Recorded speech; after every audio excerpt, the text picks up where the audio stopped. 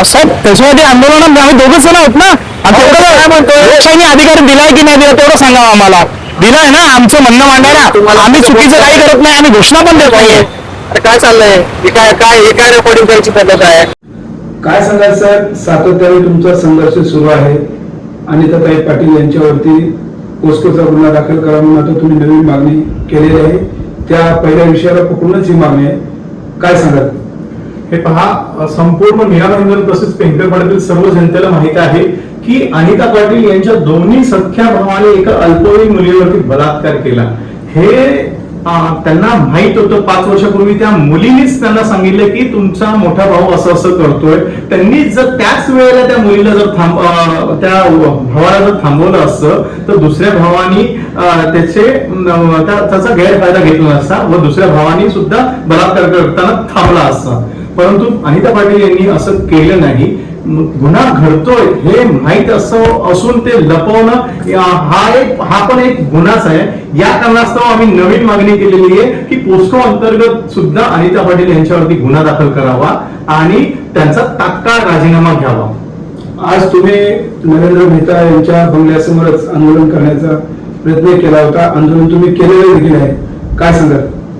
आम्ही जाहीर केलेलं की आमदार नरेंद्र मेहता यांच्या घरावरती आम्ही मोर्चा काढणार आहोत करून, परंतु पोलिसांनी आम्हाला मोर्चाला परवानगी नाकारली. या कारणास्तव सर्वपक्षीय मोर्चा जो होता आम्ही तो रद्द केला आणि आमचे संसदेचे फक्त 2 कार्यकर्ते हे त्या ठिकाणी जाऊन आपल्या सुमन वहिनी यांना आम्ही पत्र देणार होतो. कारण की आतापर्यंत नरेंद्र मेहता यांना वारंवार सांगून झालं की साहेब हे सत्य घटना घडलेली आहे आणि हे त्यांना सुद्धा माहिती आहे. कारण की 2024 ला जेव्हा पहिली एफआयआर झाली तेव्हा ती मुलगी अनिता नरेंद्र मेहता यांच्याकडे गेली होती. अनिता पाटील घेऊन गेलेली होती. नरेंद्र मेहता यांचा पीए सावंत आणि अनिता पाटील यांनी तरुण शर्माकडे घेऊन गेले आणि 2024 ला मोठ्या भावाचं नाव बाहेर काढायला तिच्यावरती दबाव टाकला आणि तिच्याकडून स्वाक्षरी घेतली. म्हणजे कुठे ना कुठे आमदार नरेंद्र मेहता सुद्धा हे आरोपी याच्यामध्ये सिद्ध होताना दिसून येत आहेत. या कारणास्तव आम्ही वहिनीकडे सुमन वहिनीकडे न्याय मागायला गेलेलो. कारण की कसं आहे माहितीये का, नवरा जर कोणाचा ऐकतो तर ते घरातल्या महिलेचा ऐकतो, पत्नीचा ऐकतो. या कारणास्तव आम्ही त्यांच्याकडे मागणी घेऊन गेलेलो, वहिनी तुमचे मिस्टर म्हणजेच आमदार नरेंद्र मेहता हे अत्यंत चुकीचं कृत्य करत आहेत. त्यांचा तक्षिण मेहता यांचं सुद्धा आम्ही त्याच्यात नाव टाकलेलं आहे की तुझे वडील अत्यंत चुकीची घटना करत आहेत किंवा घटना घडत आहे त्याला प्रवृत्त करत आहेत आणि ते लोकांपासून वाचवत आहेत. असं करू नका. नरेंद्र मेहता यांच्याकडे आम्ही वारंवार मागणी करून सुद्धा ते दुर्लक्ष करत आहेत. या कारणास्तव आजचा जो मोर्चा आहे हा आम्ही त्यांच्या घरावरती घेऊन गेलेलो.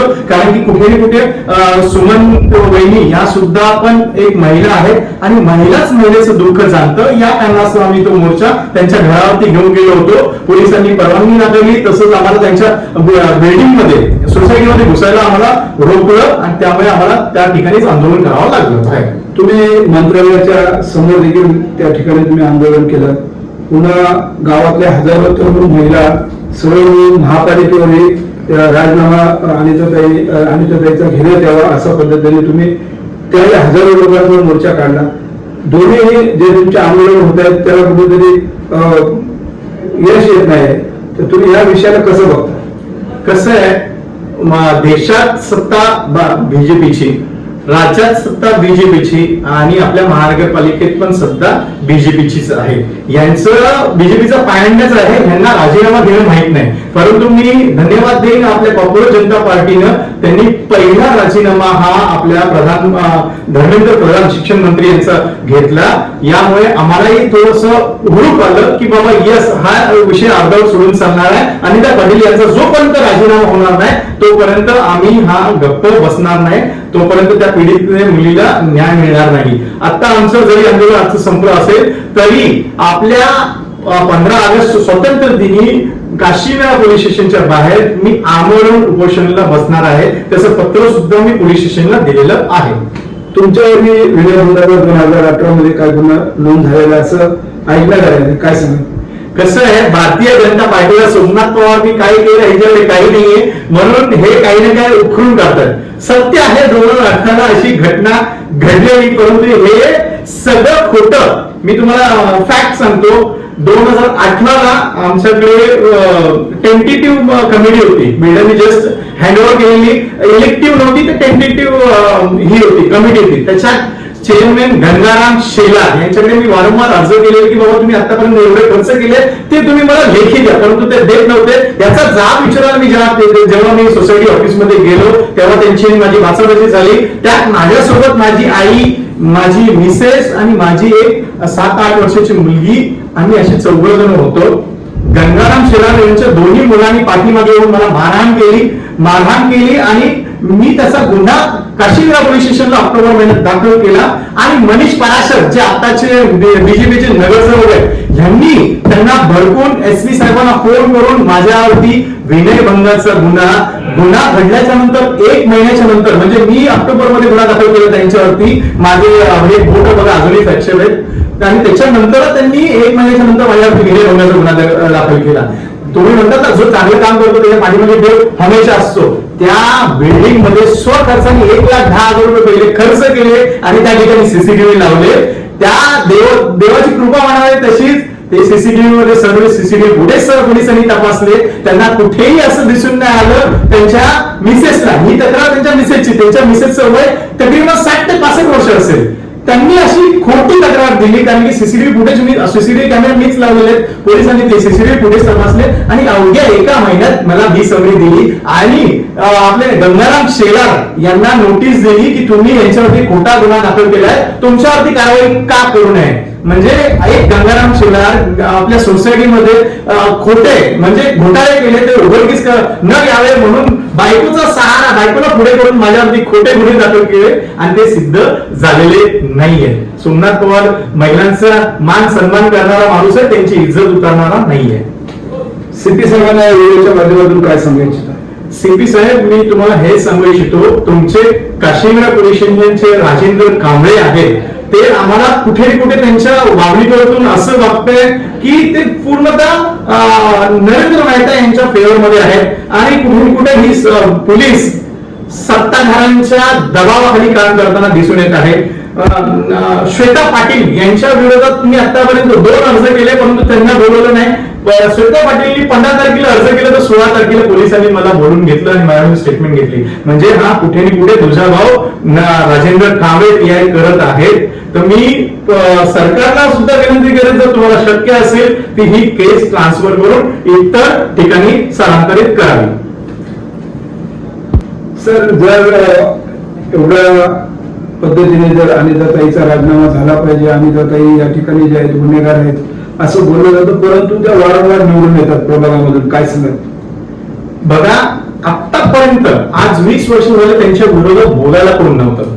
आज एकमेव सोमनाथ पवार ती मुलगी पुढे आली, त्या मुलीने गुन्हा दाखल केला आणि त्या गुन्हा दाखल झाल्यानंतर त्यांचे सूत्र फिरले. तुम्हाला मी सांगतो, तुमच्या माध्यमातून सांगतो, या निवडणुकीत 2026ला त्या निवडून आलेल्या नाहीयेत. त्या ईव्हीएम बाबाच्या जोरावरती निवडून आलेले आहेत. त्याचे पुरावे माझ्याकडे आहेत. ते नरेंद्र मेहताला पण माहिती आहेत आणि त्यांना सुद्धा माहिती आहेत, कारण की आम्ही पूर्ण ज्या हे आपल्याकडे गट यादी असतात त्याचा सर्वे केला. त्याच्यामध्ये भाजपच्या 4च्या 4 सीट्या पडलेल्या आहेत. नरेंद्र मेहताला जर पुरावे हवा असेल, अनिता पाटीलला जर पुरावा असेल तर माझ्याकडे मी तुम्हाला देतो. अनिता पाटील मी सर्वे करत होतो पूर्ण यादीचा, तेवढा धावत पळत जाऊन काश्मीर पोलीस स्टेशनला जाऊन माझी तक्रार केली आणि सोमनाथ असं घरी जाऊन सर्वे करतोय, त्याला थांबवा, नाहीतर आमचं पित्तळ उघडे होईल. आणि जर तसं झालं असतं, सर्व याद्यांचा जर आम्ही सर्वे पूर्ण झाला असता तर नक्कीच 100% यांच्या ईव्हीएमचा पित्तळ उघड पडलं असतं. त्या निवडून आलेल्या नाहीये, त्या ईव्हीएम बाबूमुळे 2026ला निवडून आलेले आहेत. आतापर्यंत त्यांची दहशत होती, तुम्ही पाहतच असाल. हे काय म्हणतात त्याला, दयानंदींच्या मुलींबरोबर त्यांच्या भावांचे जे अनैतिक संबंध वगैरे बरेच समोर आलेले. ही मुलगी सुद्धा, जी पीडित मुलगी सुद्धा त्यांच्या दयानंदी पथकामध्ये होती, 1 महिना होती. म्हणजे हे पूर्ण खानदानच, मी म्हणेन एक पूर्ण खानदानच यांनी कुठे ना कुठे पूर्ण मीरा पेंढरकरांच्या जनतेचं शोषण केलेलं आहे आणि करत आलेले आहेत. सर, शेवटचा प्रश्न एक विचारतो की पीडित जी मुलगी आहे, जिच्यावर अन्याय झालेला आहे, जिच्यावर बलात्कार झालेला आहे, जे काय प्रकरण झालेलं आहे, घडलेलं आहे, तुम्ही या व्हिडिओच्या माध्यमातून मार्मिक असं, अमोल असं जे तुमचं सांगणं जे आहे न्याय झाला पाहिजे म्हणून नरेंद्र मेहताला या व्हिडिओच्या माध्यमातून आमदार नरेंद्र मेहता यांना काय सांगू इच्छिता? बघा मेहता साहेब, तुम्ही एक प्रकारे चांगलंही काम करताय आणि 20% चांगलं काम करतायत, 80% तुम्ही चुकीचं काम करतायत. नो डाऊट मी त्याच्याबद्दल जाणार नाही, सगळे करत असतात, सगळे करप्शन वगैरे करत असतात, त्याबद्दल मी बोलणार नाही. परंतु एक माणूस म्हणून, एक पिता म्हणून त्या मुलीबद्दल थोडासा विचार करा. आणि हे तुमच्या मनाला सुद्धा माहितीये की मी चुकीचं करतोय.